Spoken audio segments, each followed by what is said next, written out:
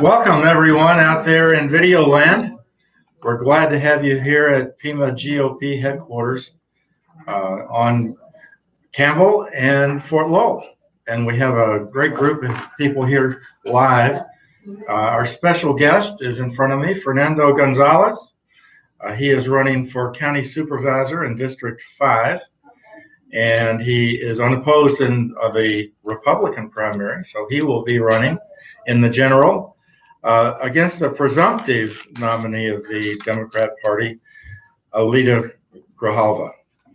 And so with no further ado, I'd like to introduce to you Fernando Gonzales and give him the floor, and we'll hear what plans he has for his campaign. Fernando, it's yours. Well, thank you very much. I really appreciate being here at the campaign office. One of the things that I want to share with you is a little bit about myself. I've been in Tucson for about 50 years, but in my entire life, I have done volunteer work for about 40 years. I'm a child of immigrants, first generation here in the United States, and obviously my parents came. I was born in Texas, El Paso, Texas, and my parents came to the U.S. Seeking a better life for their family. And so I lived in Mexico as a young boy, and then we actually moved to the United States and lived in El Paso, Texas for a few years. From there, we came to Tucson, and then we moved to California, and I came back. So I consider myself a native Tucsonan because I've lived here most of my life. I guess when I turned 18, I registered for the draft and I registered to vote. I registered to vote as a Democrat because that's what all Hispanics did. I mean, that was almost like part of our culture. It was, register as a Democrat, eat beans and rice. I mean, that's all, part of our culture. So to take one of those things away was like sacrilege, So after a few years, as I started getting into politics and looking at the different platforms, I realized that I was not a Democrat. I realized that all the values and the things that my parents had instilled in me did not align with the Democratic Party. So it didn't take anybody to come and convince me that I was, like Ronald Reagan says, Hispanics are conservatives, but they just don't know it. I figured that out on my own as I began to look at the ideologies and the platforms of the different parties. One day, all of a sudden, it was like a light went off, and I said, wait a minute, I'm not a Democrat.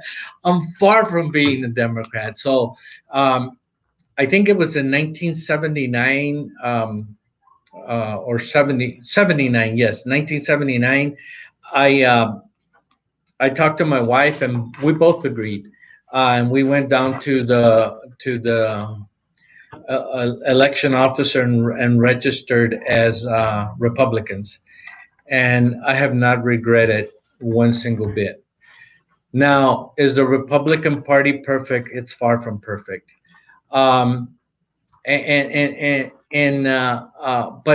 it's the best party for me. And that's the reason why I have stayed.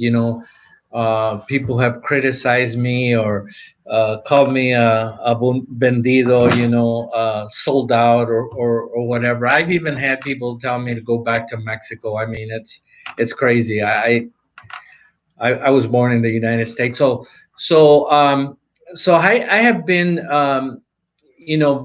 really engaged in what's going on in our country and everything that's going on, and so. One of the things that's really important to me, which is one of my platforms, it's like third on my platform, but it's public safety. The law enforcement is being really vilified right now because of what happened. It was very tragic what happened to Mr. Floyd, but they have vilified the police department. And I had an encounter with the police when I was a young man around 9, 10 years old that really impacted my life. It really changed my life. really. And I believe that that kind of began the beginning of who I was.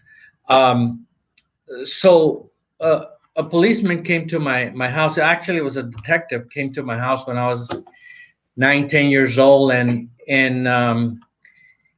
he uh, he knocked on the door. My mom opened the door, and he put a badge in her face and showed her a paper, which was a warrant. He was looking for my father, and it was a warrant for my father's arrest. And so my mom, in the little broken English that she had, she said, "You know what? I he's not here." And he says, "Well, I need to come in." So he came in and he looked through the house and checked and make sure that he wasn't there, and satisfied, he left. And I still remember him. He was a tall, um, blue-eyed, blonde, kind of wavy hair like Barney's here. Uh, and and and and so he took off. And about an hour later, we heard another knock on the door. And my mom opened the door, but instead of putting a badge in her face, he gave her a bag of groceries. Wow. Wow. And so he went back to the car and he got some more groceries. And pretty soon it was, we went out there and we started getting, he had this car full of groceries. To the best of my knowledge, when he came into the house looking for my father, he didn't look in our refrigerator to see, to see if he was there, or in the cabinets or anything like that. But somehow, some way, he knew that we were in need. And so that impacted my life so much, because I realized that you can't do justice if you're allowed for injustice to prevail. You can't. And so really that encounter changed my life to such a degree that it formulated how I thought about people. It gave me compassion for people. My wife kind of makes fun of me because if somebody's broken by the side of the road, I want to stop and help. Because that 2 hour encounter completely changed my perspective on life itself, and how we need to be compassionate, and how we need to be caring for people. And that's the reason why I'm running. I have no agenda. I don't want to be famous. In fact, I hate popularity. I hate for people to single me out if I do something. I don't like it at all. Um, and so when I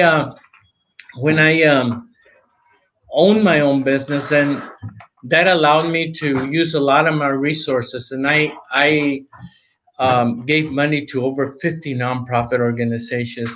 Not only did I do that, but I spent 40 years dedicating my life volunteering in different organizations. I sat on the board of governors for the State Bar of Arizona for 6 years. I sat on the committee for fitness and character for the Arizona Supreme Court. Um, I am currently on the co-chair of Governor Doug Ducey's census, Arizona Complete Census.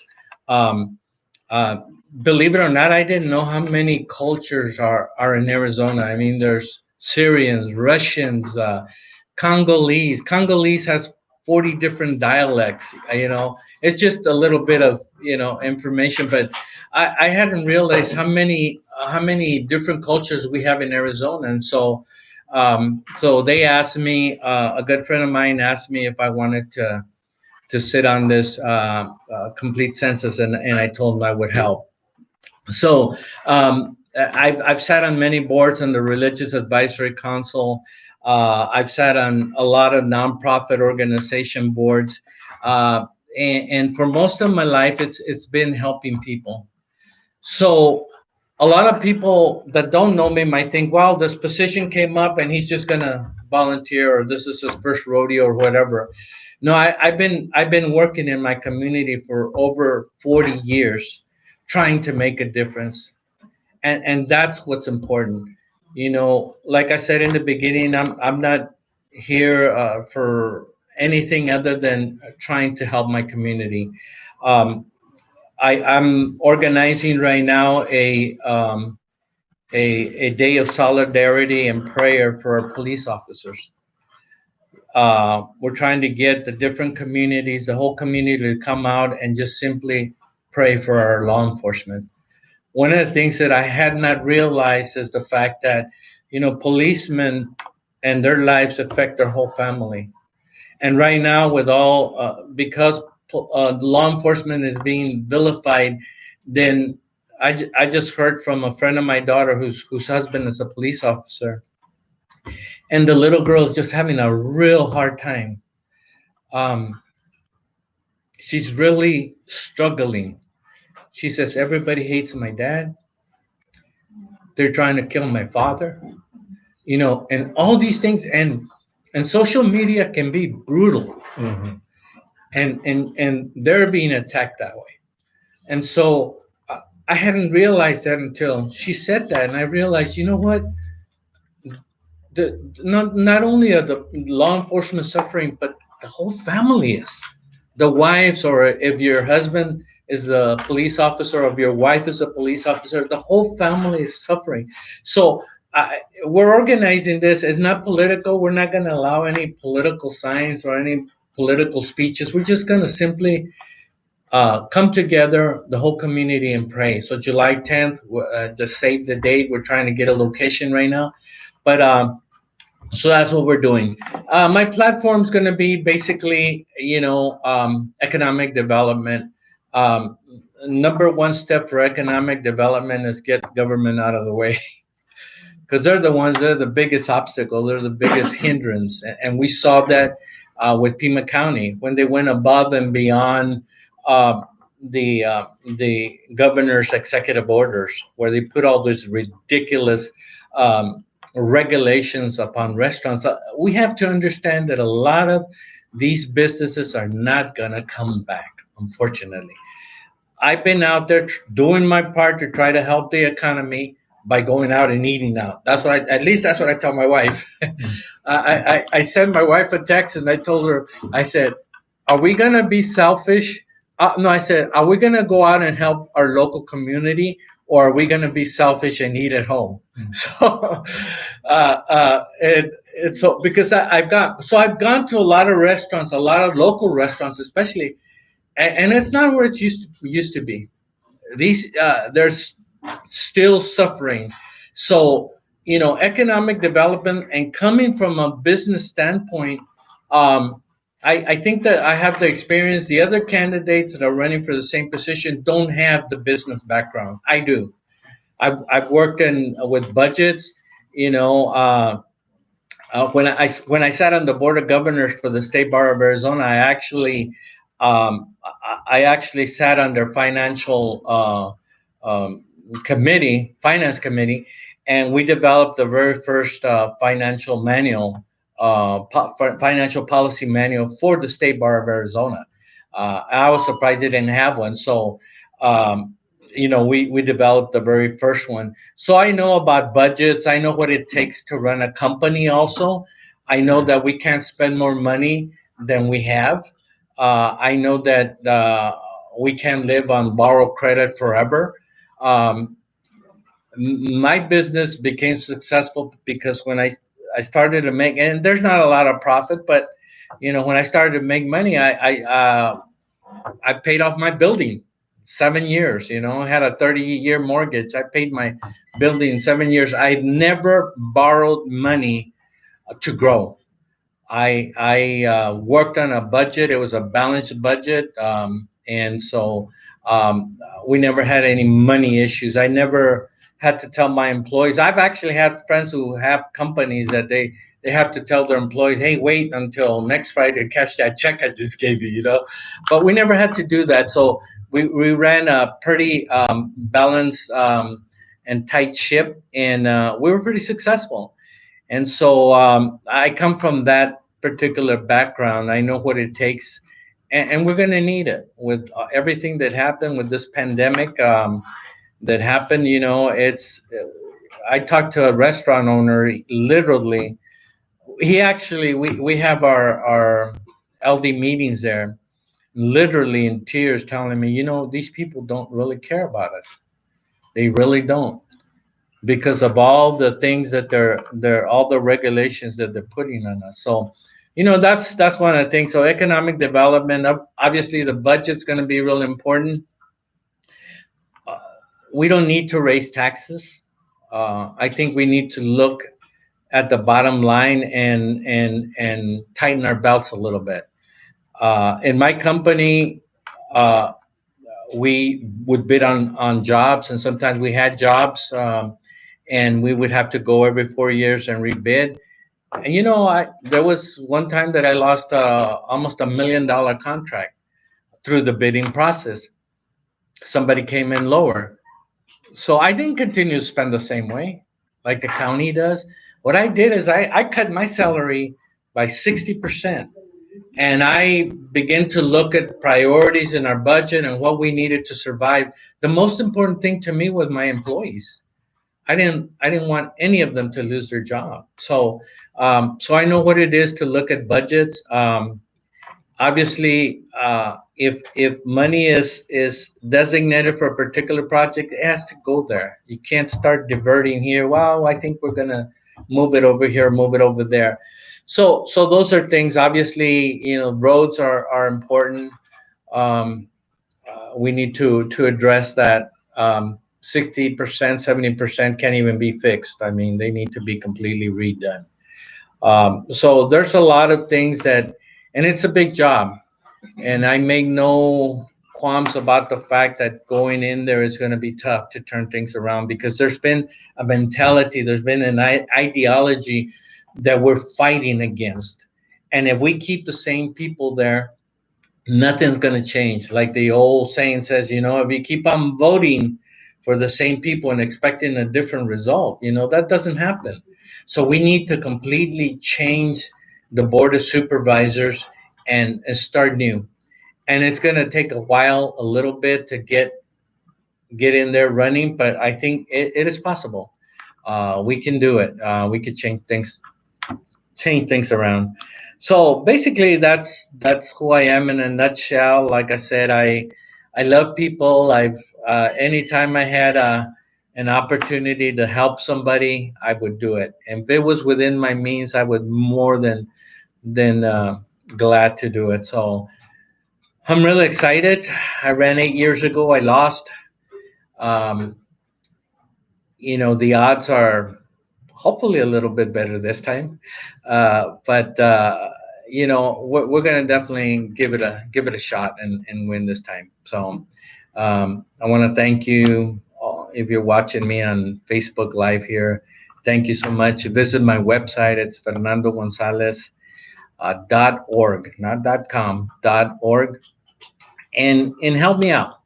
It's gonna, it's gonna, whoever comes out in the primary, they're gonna be financially backed up pretty well. And if it's Adelita, for sure, they're gonna have their machine behind this and working really hard, and um, being supported by people like Planned Parenthood, like she was on the TUSD board. She was supported by them, and they're gonna do the same, because I think they're gonna try to win that seat for her.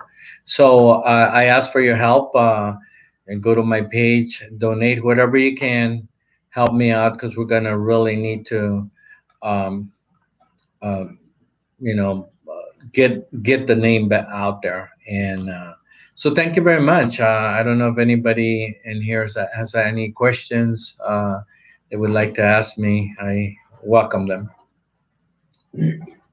Fernando, assuming that District 5 is the swing seat, how would you describe the difference between a board with Adelita on it in the majority, or a board with Fernando on it on the majority? Wow, that's a tough question, man. I didn't know you were. No, unfortunately, you know, we look at it, really, I'm not running against Adelita. I'm running against an ideology. I'm running against the status quo, because we could replace Adelita with somebody else and nothing will change. Everything will stay the same. And that's a problem. And so, definitely, it's been a long time coming. I think one of my good friends told me that we're in the middle of a perfect storm. And I believe that. I believe that because uh, this is really an opportunity to begin for the first time in a long time. And I don't know, Mr. Oppenheimer, correct me if I'm wrong, but the whole board is being challenged for the first Yes. time. First time. And so, all 5 seats are being challenged. I mean, even the Democrats are unhappy with the Democrats. That's why they're running for that particular seat, because they're not happy with what's been happening. So everybody is dissatisfied. So we again have an opportunity to make things happen, to change the course that Piedmont County has had for the last 20-25 years. Yes, sir. Yeah, you probably don't remember me, Paul Marsh. Yes, Mr. Marsh. Yes, I do. You're looking for a job similar to what I had. And I think the one thing that you've got to do is the type of government we have, you're to represent the people in your ward. And that's not happening today. They're looking at it from a business standpoint that involves them and not the people they're supposed to be representing. Mhm. So I think you've got to get out and visit with those folks, find out what their problems are and how, with their help, to solve them. Yes. Because people are not going to say, hey, oh, he'll do it all. No, you can't do it all. Yes. But you can bring those folks together, knowing what the situation is, how together can we solve it? And that's what I think you need to do. Out of a 5-day week, I used to spend 2.5 days a week out in the area where my folks were. Yeah. The others I was inside. Yeah. And that's actually a very good point, and I appreciate you bringing that up, because when I ran the first time, I went down to the south side, the Democratic stronghold. I went down there, and people didn't know who their supervisor was. People had never seen him. People didn't know what they did or what they were in charge of. And that was pretty sad. At the same time, I saw a lot of the poverty that was taking place. Everybody, when I told them, well, they're in charge of taking care of the roads and fixing them. Well, they're not doing it.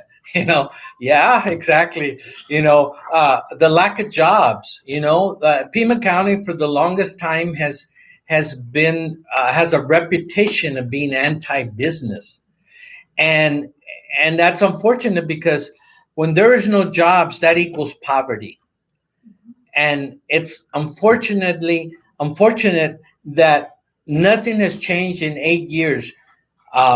I think right now it's 1 in 5. It used to be 1 in 4, but I think I heard 1 in 5. I don't know for sure, but live in poverty. The children are the ones that are affected. The families are affected. The lack of jobs affect the whole family. I was a manufacturing engineer with Hughes at the time, and I got laid off, and so it was very difficult. It's a very difficult time for my family. I was willing to do whatever, a minimum wage job or whatever I needed to do, but I realized that, unbeknownst to me, that my family was suffering. And I remember my little girl one time when we're driving home, and I was at a stoplight, and she said, "Dad," and I said, "Yes, man, what's up?" She goes, "Are we poor now?" And it was really kind of heartbreaking, but I said, "No, mijita." I said, "Look," I said, "we're not as bad off as other people. There's other people who are struggling, who are suffering." But that little interaction with my daughter, I realized that it was affecting her. All of a sudden, when she was when she was able to ask me, "Hey, Dad, could you buy me a soda?" or "Dad, could you buy me this?" or "Dad, could you?" And I had to say no because we just did not have the money, And I know what it is because, I went from having a Mercedes when I was working and a 240Z at the time and a real nice van to driving around in a 78 Chevy Love truck. But you know what? I realized all those things are material things. What's important is family. And that's when there's poverty, it affects family. And we as conservatives, I'm reading this book that they gave me. It's called The Conservative Heart. It's awesome book. I'm reading it right now because it shows us that if anybody has compassion, it is conservatives. We're painted like we're cold blooded and we don't care about people, and that's the furthest thing from the truth. And I'm a product of that. I know what it is to be a conservative and be a caring person and care for my fellow man and care for those who are struggling financially. And when I had my company, my employees were like gold to me. I treated them really good, and I used to give out bonuses and to my employees. And one of the employees told me one time, "Why do you give out bonuses? Some of these people don't even care." I said, you know what? I don't give bonuses for people to care or to acknowledge me, or I give them because it's a right thing to do. And that's how I live my life. It's the right thing to do. That's the reason why I'm running, man, because it's the right thing to do for Pima County and to change, try to make a change. Anybody else? Oh,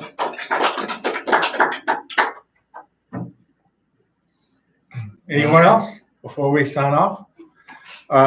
yes, Mr. Paul Marsh. Marsh. Yeah, one of the questions that comes to my mind is, you take a look at sales taxes around the country. We are one of the highest sales tax counties and cities around. We've got to take a look at that. Mm-hmm. Because when you say we're taxing this very readily, great. Look at your roads to see where the taxes aren't going. So either we cut back on our taxes or get those dollars used in the right place. And you being out with the people out there, you know what the needs are and what to do with it. Yeah, and I don't know if Mr. King remembers, but I was out there helping Allie Miller. I kind of went ahead and put up a bunch of the signs on the west side, no on 463. Because people do not trust Pima County. They really don't. They don't trust them with their tax money, and so. There's nothing wrong with taxes. Taxes are a necessary evil to run our county, city, et cetera, et cetera. It's the mismanagement of the taxes that I have a problem with, and that's what I want to address: is the mismanagement of the taxes of our hard-earned money that we pay, to run government.